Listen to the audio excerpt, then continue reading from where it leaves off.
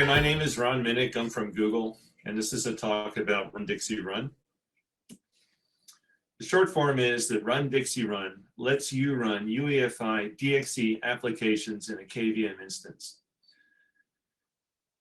Virtual machine apps are started, they run, they exit, you handle the exit condition, and you resume them. So in this case, the applications exit as they call UEFI boot services.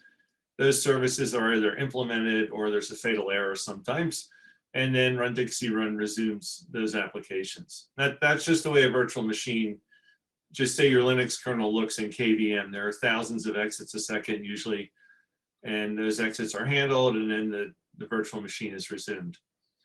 The services are implemented in RunDXERun, which is a Go virtual machine manager, and all those services are also implemented as Go packages. Each service is a type, and each service type implements a service interface. This is just a Go way of saying essentially that a service is a structure, more or less, looks just like a C structure, and we need to provide a set of functions that operate on that structure to implement a service interface. The most important function, call, supports service operations. The services look a lot like an RPC server. In other words, you can think of a service as an RPC program and a service operation as a call into that program. Our end goal is to run that application, and once it exits, kexec the segments it creates. One thing that makes this really easy as compared to the original API, the 15-year-old Go API for KVM, is that nowadays when you create a VMM using KVM, the segments are actually present in your code space, in your machine manager as a byte slice. So here's a fragment of a boot service. This is the text out boot service. This works today. Those of you who are familiar with Go, this will make a lot of sense. If you're not familiar with Go, basically we're declaring a function. We're saying it's a function for the text out service. That's the T star text out part. We've implemented call. That's one of the ones we have to implement. It takes as parameter a fault struct. Fault structs contain everything you need to know about the exit, including actually the disassembled assembly code. It also contains an opcode. Remember, the opcode is the service number for this particular service, and we pull it out of the F into a variable called op.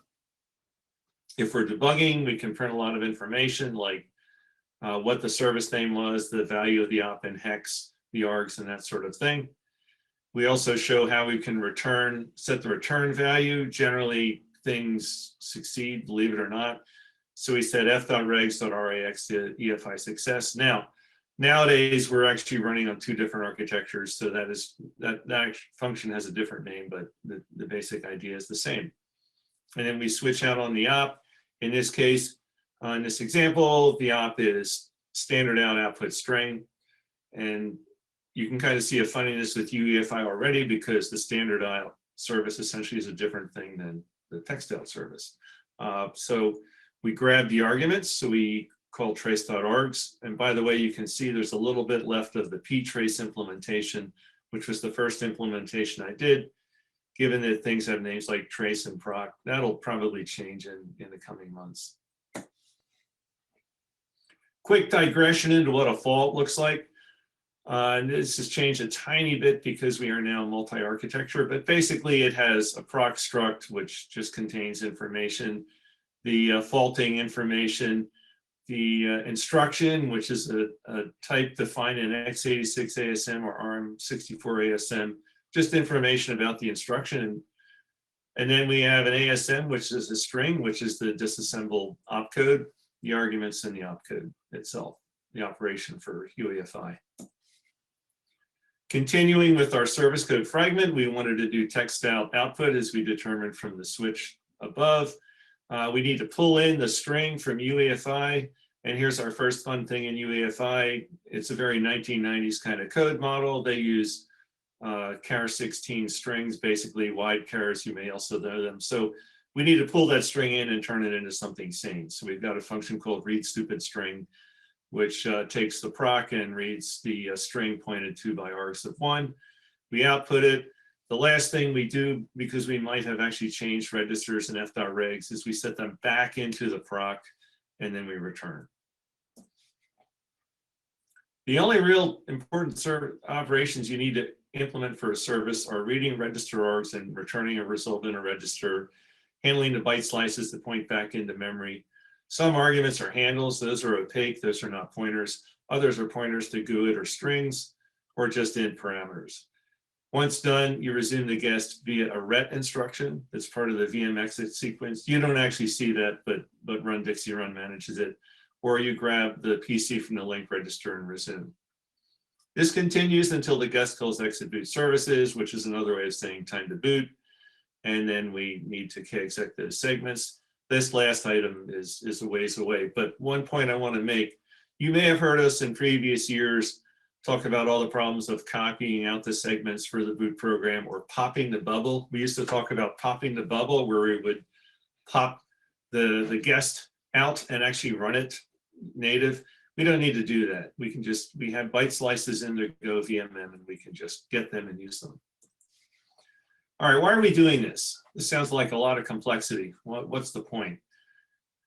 And the question is, how do we support bootloaders that require that API? And two standout ones at the moment are ESXi and the NT loader, which is the old school name for what nowadays we'll call just Windows.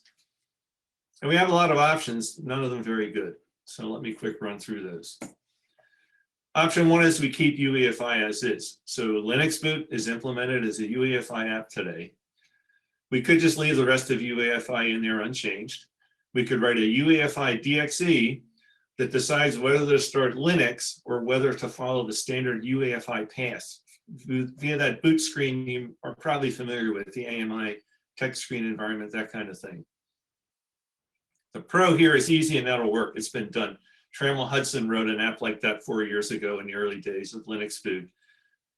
The con is, one of our big goals is we want to remove UEFI.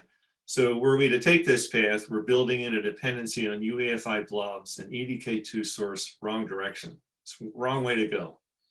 It brings back all the problems of UEFI boot code that running in the highest privilege mode. And again, note that Linux boot code written in Go runs in the least privileged mode. So it's a significant step backwards.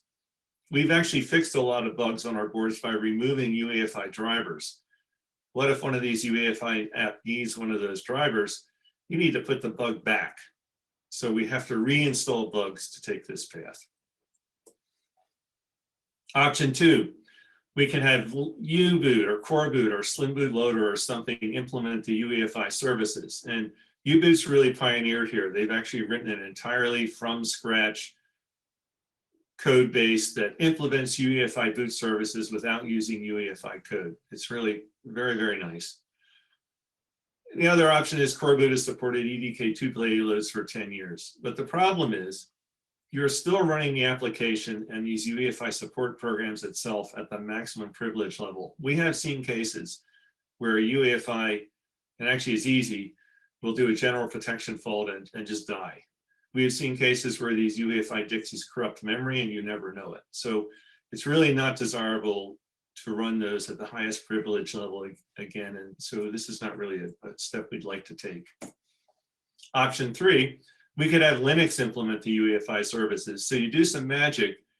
You basically identity map a big chunk of the low physical memory. You run the UEFI booting application in that low physical memory. And as it calls UEFI services, you've got those implemented somehow in Linux. So the first problem is, we've heard over and over again that the changes needed to make this work are not upstreamable. And that's a dangerous place to be. I've done that before in high performance computing. Every minor version of Linux can break your neat tricks. So that's a tough place to be. And the second problem is the UEFI apps are still running in privileged mode. So we can make this work, but it's a bit like making elephants dance. All us mice are going to get trampled. And it really has the same security problems as the other options. Option four, well, let's just write our own, or let's fix up EDK2. Been tried. So if we look at YaBits, 60 commits, then nothing. Project Mu, 87 commits over 3 years. It seems to have died. OpenEDK2, a friend of mine at Microsoft was really pushing on this 4 years ago. I think that died. Then there's been Platform, And that's actually the most successful one of these, since it's really directly from Intel and it's basically UEFI minus minus. It actually does have some of the problems of the reduced UEFI I mentioned earlier. You might need some of the things that are removed. But more importantly, the companies that have really announced they're using this only see it as a path. It's a way station on the way to core boot. They're using it today. They don't plan to use it for a very long time. So you might ask, well, why didn't these generate more interest? And notwithstanding the fact that a lot of people tell me they really don't want to work with the UEFI code base or things that look like the UEFI code base, the standards of that code base, the way it's written, don't really line up well with today's practices in the Linux kernel and core boot and other largely used open source projects. It doesn't fix the security problems. So it doesn't really bring us forward if we take this path. So none of these approaches fix fundamental problems. Rewriting UEFI doesn't go far enough because you're still in ring 0 on x86 or ring 3 on ARM, highest privilege level.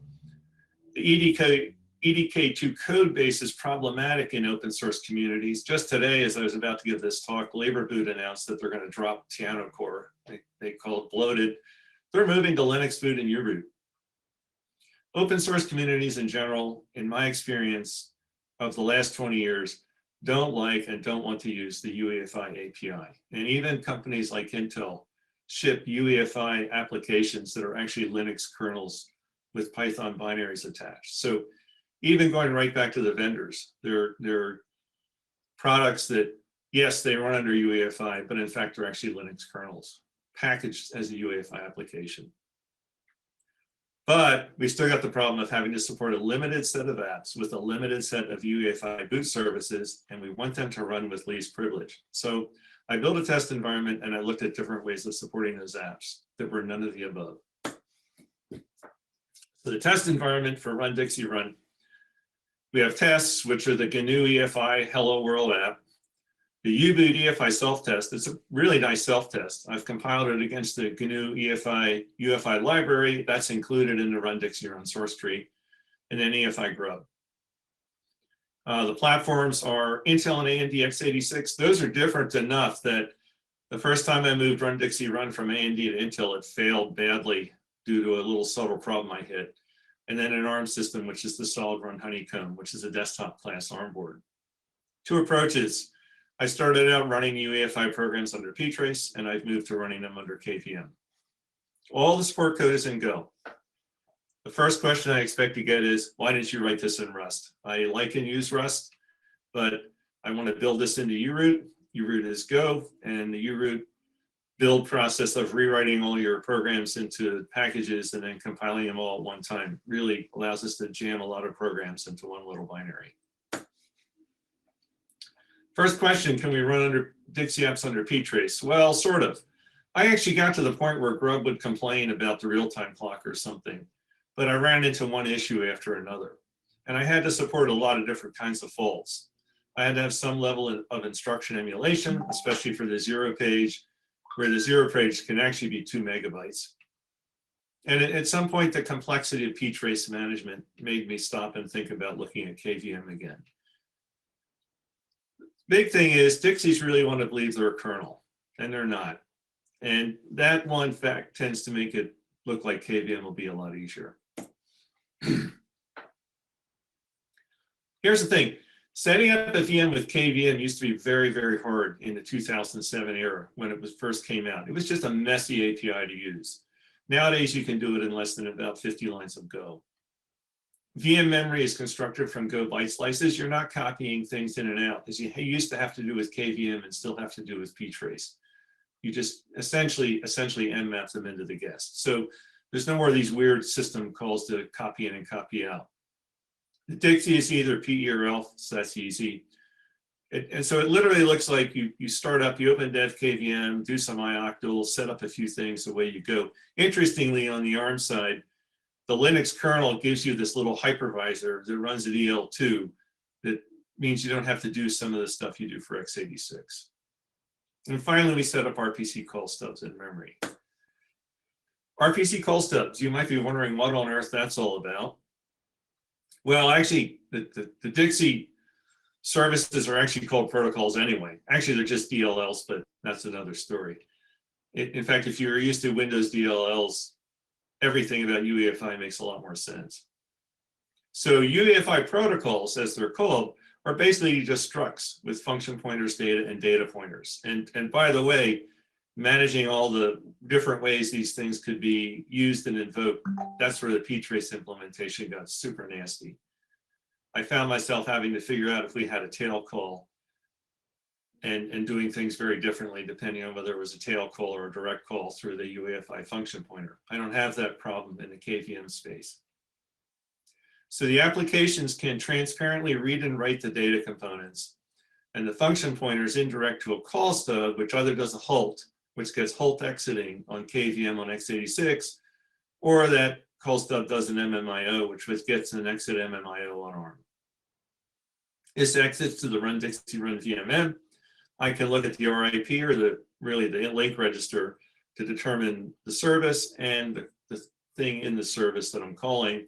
The args are in registers, which may include arg and result pointers. And in all this, there's a few Go packages that really help a lot. This one's fairly obvious. The first one, syscall ptrace regs. It just gives me a standard register name interface. Slight side note, which is interesting, in the ARM64, the ptrace regs and the KVM regs are very, very similar. And I think that's because the ARM64 port came at a time when both KVM and ptrace are in the kernel, and it made sense to make them the same. On the x86, they're very different. Ptrace and KVM registers are very different in their layout.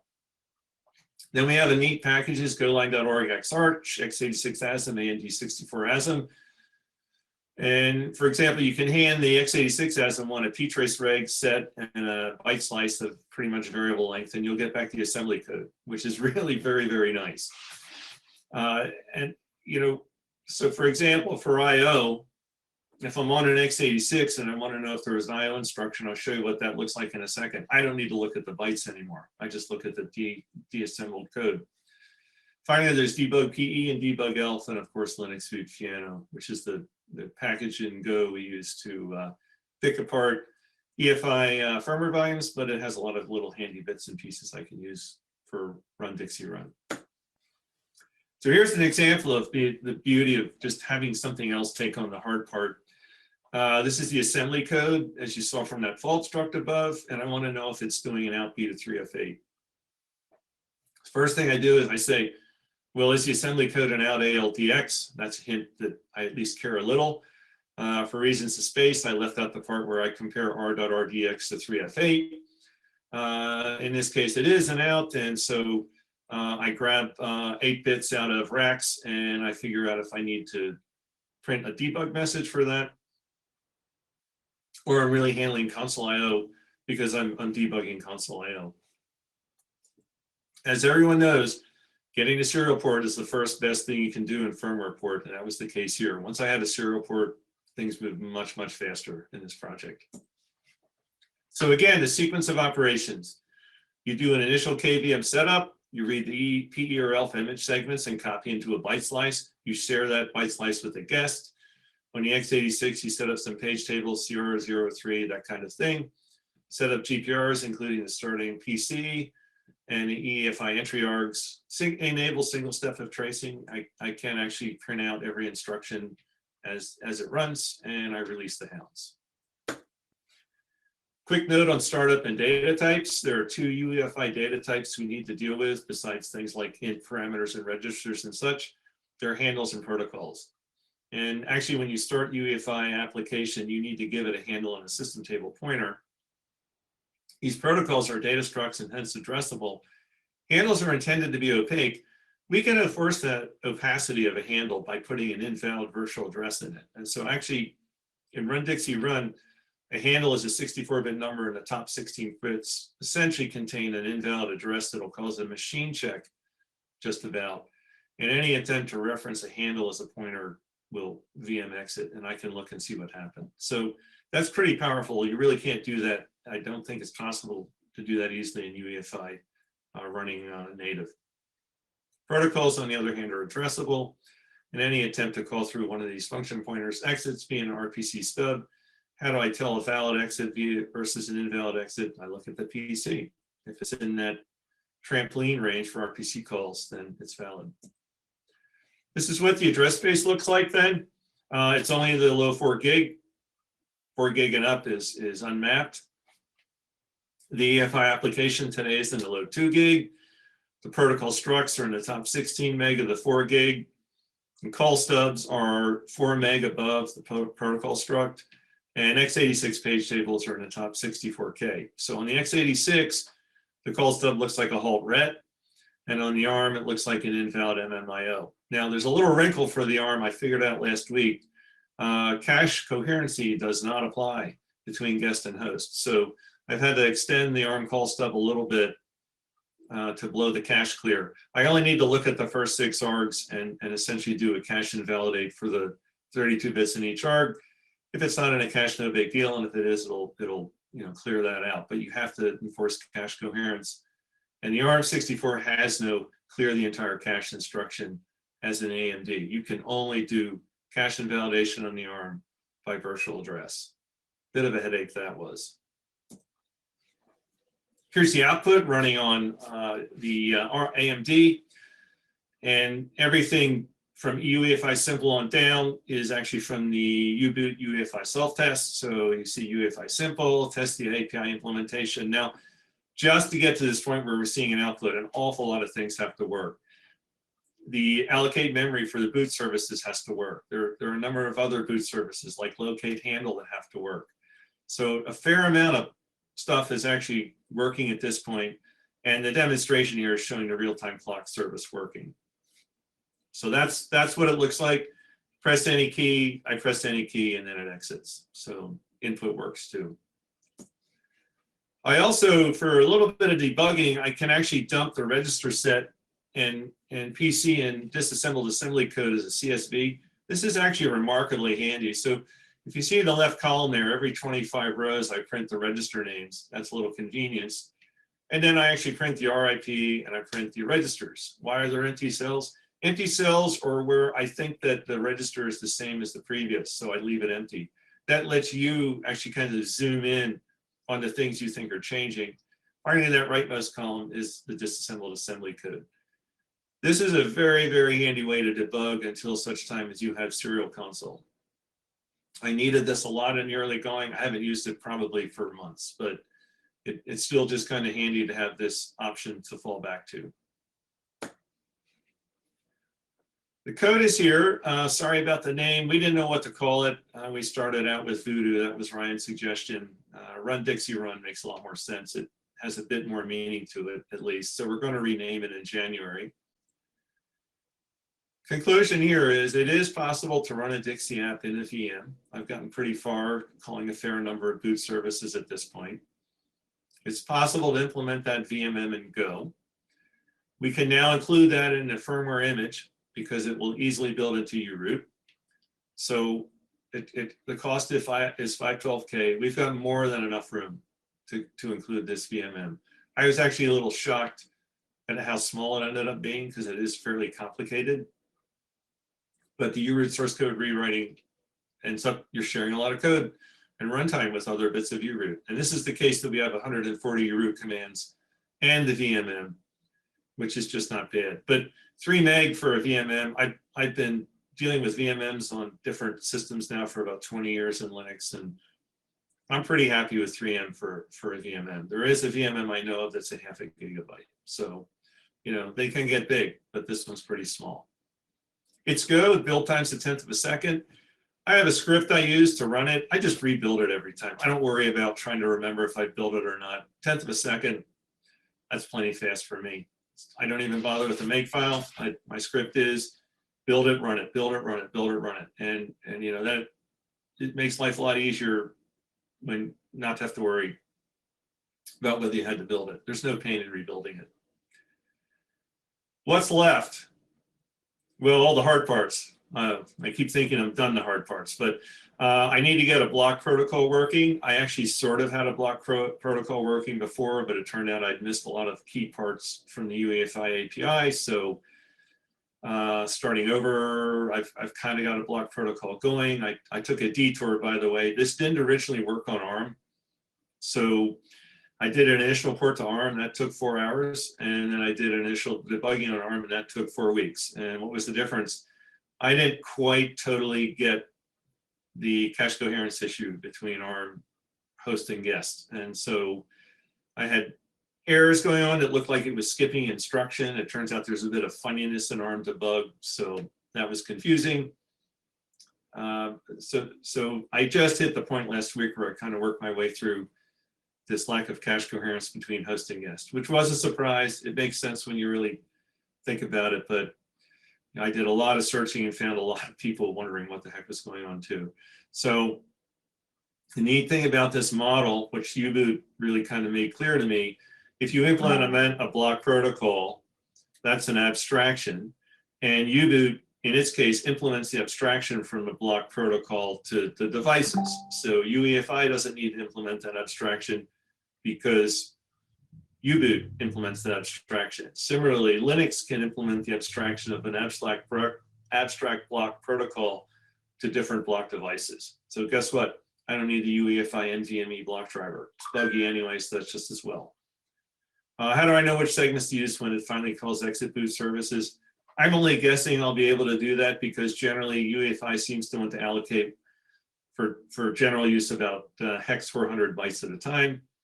I'm expecting that when it actually really reads in a full bootable image, I'll see much bigger allocations and it'll be physically contiguous. We'll see, right? I can't claim I know what to do at that point. How do we actually boot? Well, KExec Classic takes an array of segments. I'm hoping I can use that to get that to work. So that is it. I hope that if you can get interested enough in this, you can give me a hand on getting it working. And thanks again.